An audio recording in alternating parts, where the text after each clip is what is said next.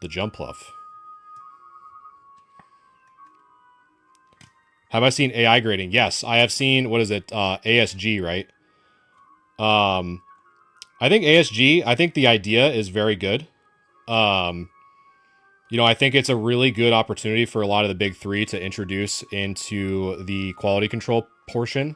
Because I think there should still be a degree of human interaction, human grading, but I don't think it should just be the end all be all, especially with AI. So yeah, it'll be really interesting. I really think that it's a good introduction because I know I took a survey maybe about 4 to 6 months ago about some future projects. I mean, it was literally like for everyone on PSA, like, hey, like we're talking about doing this. Like, how do you feel about it? And one of them was AI. So my guess is that they're probably going to introduce. They really need to introduce it into the quality control. I'll tell you that right now. So again, even though I grade through PSA, I'll tell you if I'm kind of calling them out on their BS or not. And I think their quality control does not exist. How many times have you guys have heard or seen, you know, oh, there's a hair left in my card, or hey, this arrived to me damaged. But yeah, basically, all I do in terms of like measuring how much water you should put on the Q-tip, I think that's a pretty good question. So a little exercise that you can do is if you kind of put your mouth about an inch away from your wrist here and just gently breathe on it, almost like you're kind of about to clean your glasses. The humidity that you feel or the condensation you feel in the back of your wrist should be about what you feel on the tip of the Q-tip. So it should be barely wet, right? Because you don't want any of the moisture to get soaked back into the card, right? Because then you're going to obviously cause like weird distortions or any like surface issues if it's too much water. So I always recommend if you're ever going to try this, definitely try it on cards you do not care about.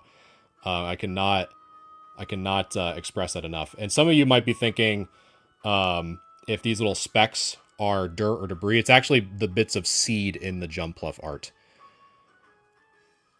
How long have I been cleaning cards for? I would say probably since probably like 2022, probably. All I'm doing is I'm just a dude who likes Pokemon that loves to kind of help the community and share the knowledge and be a spot that people can ask questions and just do my best to answer them. That's really about it.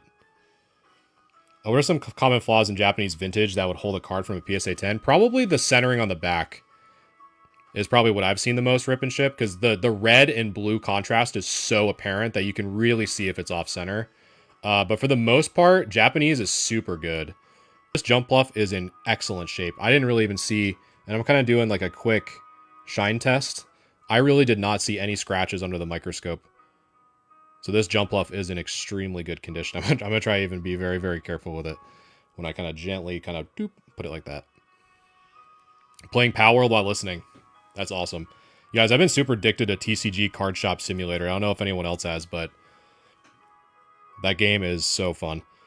Is there a way to remove small indents like a pin press on a Holo?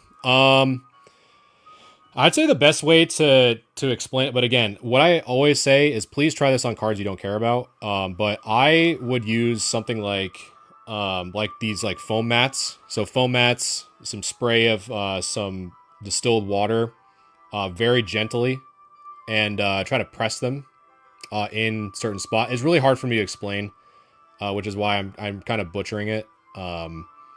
Legends of Dragoon. I loved Legends of Dragoon. That was such a fun game for the PS1. You know what? Another rabbit hole I've been going down is Beyblade tournaments. If you guys ever want to watch a sick community, watch Beyblade tournaments. Those are the most unhinged games I've ever seen. Can you clamp the cards in order to get the dents out? Some of them. It really just depends on how much humidity is introduced, how long you're holding it for, like the pressure. It's like I'm really trying not to like these cop out answers, but I also don't want to mislead anyone. Dude,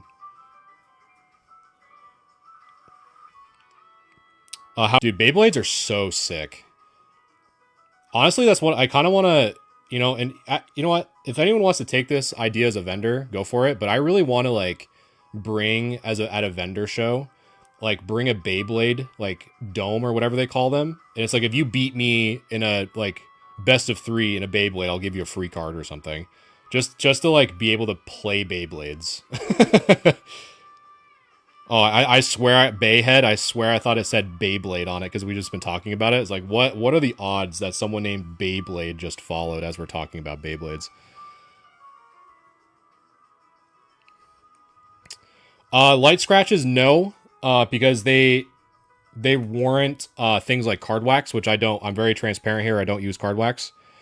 Certain lifts you can, depending on, again, the level of humidity. That would be more in the advanced technique section, but anything that you would look at, again, more of this information's in the Discord, but the advanced techniques I always go over with you before I actually perform them, because it really is a very delicate process that takes a lot of time. But man, this Jumpluff is in extremely good shape. Really, the only thing that I saw were the 3 white specks. So the one up here in the top right, kind of see right there, one right there in the top, and then the other one in the bottom left. But all in all, this card is in extremely, extremely good shape. That one I'm going to have to put on the side for some additional review. And now, chat, this next card, because I tried shuffling them to make them a little bit more spread out. This card I'm super excited to review with you guys. What do you think it'll grade? This one probably would get an 8. Would be my guess. 8 or maybe. I don't think a 9 because it has at least 3 bits of whitening, which is 1, 2, and 3. But I didn't really see any scratches, so maybe might get the 9. But I'd probably say a very conservative 8. So I think regardless. So here's what I normally like to do. Is for vintage specifically, I think if it kind of goes from an 8 above, I will just submit it. Because I think it's just safe to do that. Vintage is, it's harder to get those levels of grade. So actually I'm going to put that one over to the side so I don't forget.